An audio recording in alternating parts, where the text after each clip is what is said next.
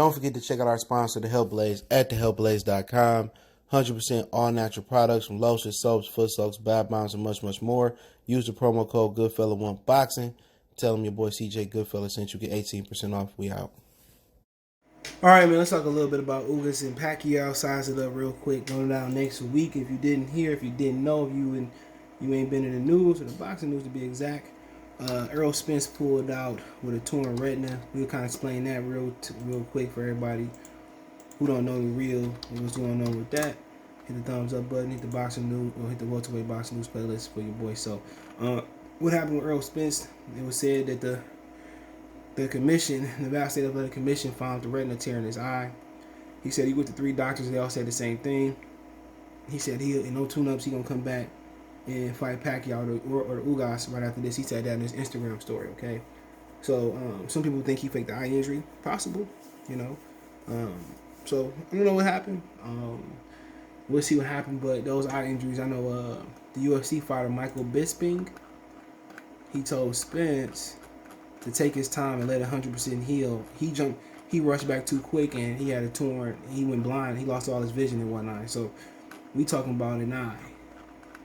You know, in a sport where you take punches for a living.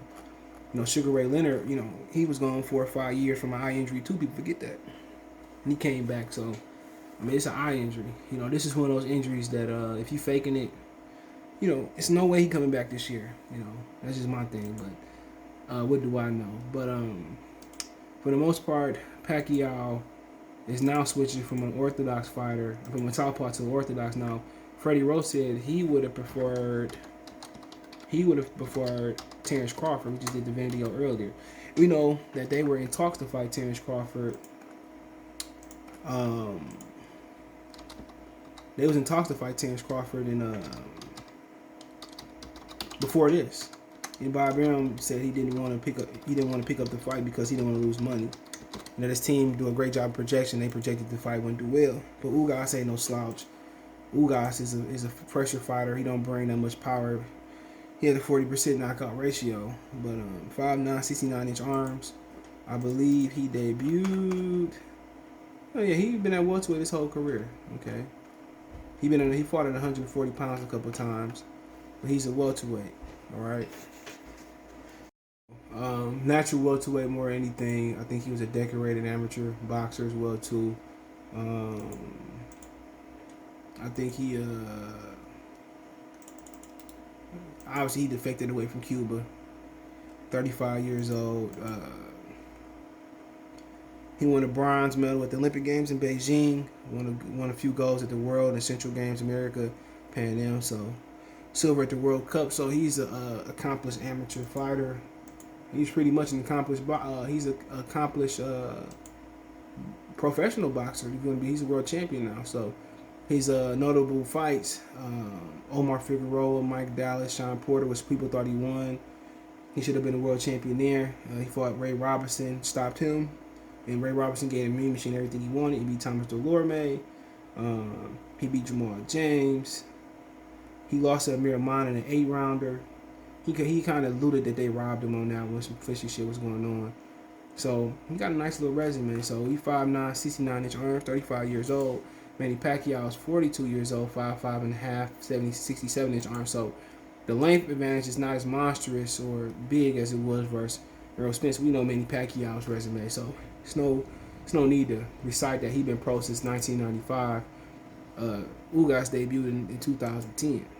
Okay, so thinking about this fight, man, I think Ugas' game plan got to be the same as Errol Spence. Close the gap. Close the gap, close the gap, close the gap. I think that's got to be the game plan. Close the gap. Close the gap. A lot of body work. Don't let Pacquiao get up. I think Ugas got to close the gap.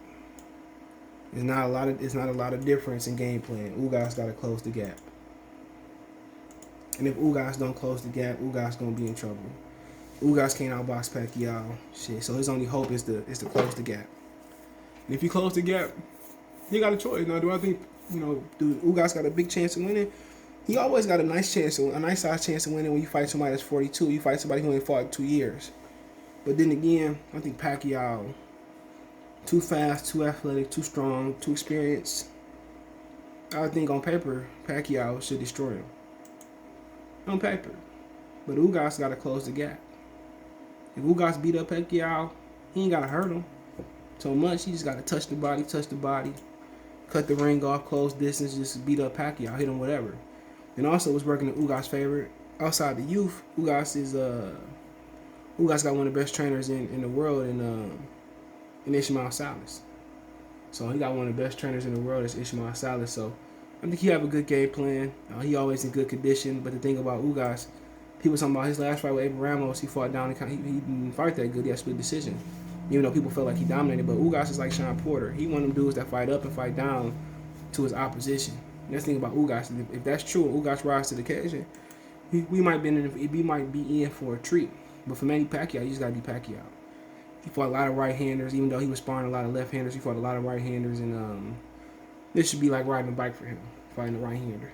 I think feinting, and he's gonna be Pacquiao, and I expect a stoppage. Honestly, I expect him to stop Ugas. I really do. He ain't got a stoppage since fighting Lucas Matisse. His last stoppage before that was Miguel Cotto in 2009. So there was a there was a 9-year, damn near 9 years in gap in knockouts. So he got knocked out before then, but I don't think Ugas is the type of fighter that's gonna knock out Pacquiao. If he's the Pacquiao we thought he was, I don't think he the guy that's gonna knock out Pacquiao like Marquez did with timing and all that stuff. But the Pacquiao, he just gotta be himself. But then if he old overnight, this might be the perfect fight. And if he old and he can't, his twitch ain't there, or he ain't the Pacquiao that we know and loved for years prior. He gonna be in trouble. Well, he gonna be in trouble, but I think he can ease by Ugas. I think he can just get by with Ugas just with minimum talent. With Errol Spence, wasn't no easing by Errol Spence. There was no easing by Errol Spence. So I think Ugas, if he kind of shaky, kind of there, I think he can kind of ease, but he can kind of just get by versus Yordenis Ugas. That's just my opinion. I think he can. I don't think he had to be 100% to beat Ugas, but I think Ugas got to be 100% to beat him. And if he ain't 100% to beat if Ugas ain't 100%, he got no chance unless Pacquiao is just completely shocked. And Pacquiao is completely shot. So to me, this is a great fight.